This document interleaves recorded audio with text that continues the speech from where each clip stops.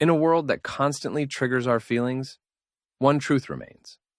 Most people don't control their emotions. Their emotions control them. Thibaut Maurice's master. Your emotions is not just about staying calm. It's about learning how emotions are formed, how they influence your behavior, and how you can take command of them to build a stronger, more grounded version of yourself. Every feeling you experience, fear, anger, anxiety, joy, guilt, or sadness, is a reaction to how you interpret reality. If you can change the way you interpret events, you can change how you feel about them. That's the foundation of emotional mastery. Not escaping feelings, but governing the meaning you give to them. Maurice explains that emotions are messengers, not enemies. They exist to signal what's happening within you, whether your needs are being met or not. When you feel bad, it's usually not because of the event itself, but because of your perception of it. Imagine two people stuck in traffic. One curses, feels stressed, and ruins his morning. The other turns up the radio, takes a deep breath, and stays calm. The situation is identical, but the internal dialogue is completely different. That's the secret. Emotions are created by interpretation, not by reality. The way you think creates the way you feel, and the way you feel shapes the way you act.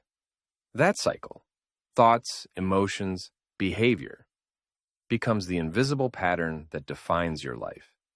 The first step to mastering emotions, according to Maurice, is awareness. You can't control what you don't recognize. Most people are trapped because they never pause to observe what's going on inside them. They just react. Emotional mastery begins when you start noticing the subtle rise of emotion before it explodes. Instead of saying, "I am angry," say, "I notice anger within me." That single shift of wording distances you from the emotion. It reminds you that you have emotions, but you are not your emotions. The moment you detach, you begin to regain power. Awareness is the gap between the trigger and your reaction, and that gap is where freedom lives. Once awareness is built, the next step is acceptance. Many people try to suppress negative emotions, pretending they're fine, forcing positivity, or distracting themselves. But suppression never works.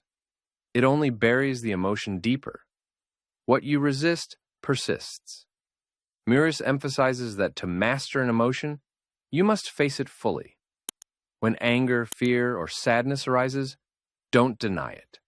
Allow it, observe it, and breathe through it. The more you allow a feeling to exist, the less control it has over you. Acceptance doesn't mean approval, it means acknowledgement. It's saying, yes, this feeling is here. I see it. Once you accept it, it begins to fade naturally, because emotions lose their intensity when you stop fighting them. Another key point is understanding that your emotional state is built on habits. Just like physical habits, emotional ones form through repetition. If you constantly dwell on negative thoughts, you condition your mind to react negatively. The more you complain, the more reasons your brain finds to complain. But the reverse is also true. The more you practice gratitude, focus, and discipline, the more your brain defaults to calm and clarity. Maurice suggests tracking your emotions for a week. Write down what triggers you, what makes you anxious, what drains your energy. You'll start to notice patterns, and once you see them, you can break them. Awareness reveals the design, and design reveals the power to change. Emotions also depend heavily on biological factors: your sleep, diet, exercise, and breathing. Many people think they're emotionally unstable when in fact they're physically unbalanced. Poor sleep makes you irritable. Processed food affects mood. Lack of movement dulls your energy. Thibaut Maurice points out that emotional mastery starts with taking care of your body, because your mind lives inside it. A clear, energetic body produces a stable emotional base. Before trying to control your feelings, control your physiology. take a walk, stretch, drink water, breathe deeply, your emotions will begin to follow the body's lead. The book also explains the concept of emotional neutrality, the ability to experience emotions without being overwhelmed by them. This doesn't mean becoming cold or robotic. It means learning to stay centered in chaos. When something happens, good or bad, you maintain your equilibrium. You don't chase highs or sink into lows. Emotional neutrality allows you to act from logic rather than impulse. Imagine how powerful that is in arguments, business decisions, or relationships. You stop reacting like a slave to feelings, and instead you respond with intention. Maurice calls this living as the observer, the one who stays calm while the world burns around him. Another essential idea is that emotions feed on focus. Whatever you focus on grows. If you keep replaying what hurt you, it becomes stronger. If you constantly imagine problems, your mind creates more tension. But if you shift your focus to progress, gratitude, and solutions, your emotions realign with that. Thibaut suggests the focus switch, a simple mental exercise. When you feel a negative emotion rising, ask yourself, what else could this mean? What's something good that can come out of this? You're not lying to yourself. You're reframing. You're forcing the brain to search for empowering interpretations instead of destructive ones. Over time, this reprograms your emotional default state toward calm and strength. Maurice also emphasizes the importance of identity. Your emotions mirror who you believe you are. If your identity is weak, your emotions will dominate you. But when your identity is built on strength, discipline, and purpose, emotions lose their control. For example, if you see yourself as a calm person, you'll unconsciously act that way, even in difficult situations. Your self-concept directs your behavior. So, redefine yourself deliberately. Instead of, I get angry easily, say, I handle things calmly. Instead of, I'm anxious, say, I'm learning to stay centered.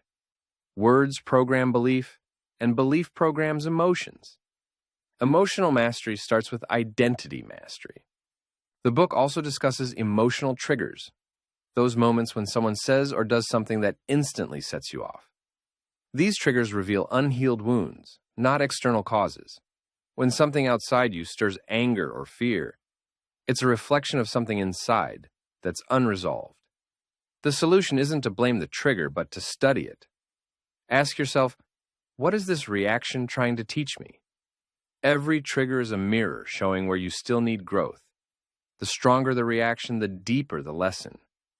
As you heal those wounds, through understanding, reflection, or forgiveness, the trigger loses its grip.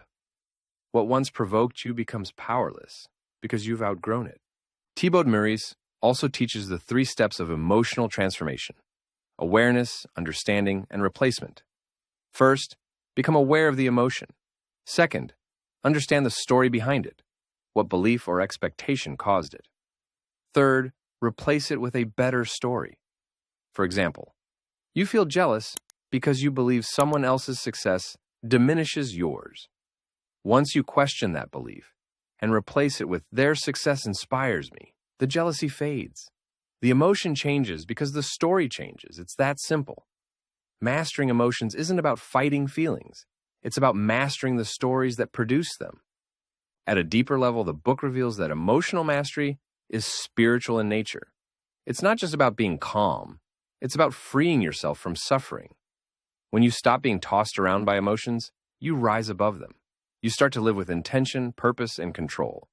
You realize that peace isn't something you find. It's something you create within yourself. External circumstances no longer dictate your inner state. You become unshakable because your stability comes from within. That's the ultimate freedom, emotional independence. Finally, Maurice reminds us that mastering emotions is a lifelong practice. You'll never reach a point where you stop feeling. The goal isn't to eliminate emotions. It's to manage them with wisdom. Every emotion is a signal, a teacher guiding you toward greater understanding.